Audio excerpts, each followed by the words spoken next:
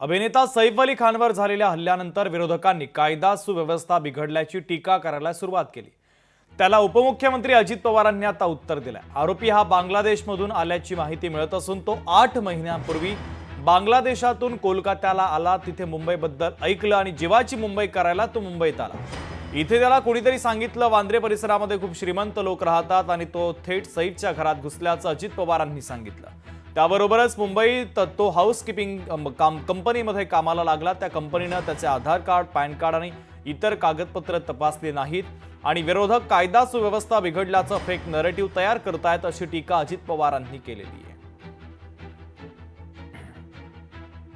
8 महिन्यापूर्वी बांगलादेश सोडून इकडं कलकत्त्याला आला। कलकत्त्यावरून मुंबईचं बरंच ऐकलं होतं म्हणून जीवाची मुंबई करायला मुंबईत आला। हाऊस कीपिंगचं काम केलं। त्या हाऊसकीपिंगचं काम ज्या एजन्सीकडे केलं त्यांनी त्याचं आधार कार्ड बघितलं नाही, त्याचं काही शहानिशा करायची होती ती केली नाही, त्यालाही आता उचललेला आहे। त्याच्यामुळं तिथनं आल्यानंतर इकडे तिकडे फिरत होता आणि सगळे दागेदोरे पोलिसांनी काढले आणि तो आता सापडलेला आहे। त्याला माहिती पण नव्हतं कुठल्या नटाचं घर आहे का नटीचं घर आहे।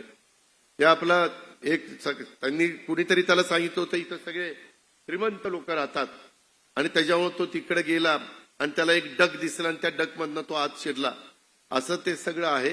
सांगायचं तात्पर्य की तुमच्या माझ्या महाराष्ट्रातली कायदा सुव्यवस्था चांगली राहण्याच्या करता हे महायुतीचं सरकार जाणीवपूर्वक प्रयत्न त्या ठिकाणी करतं।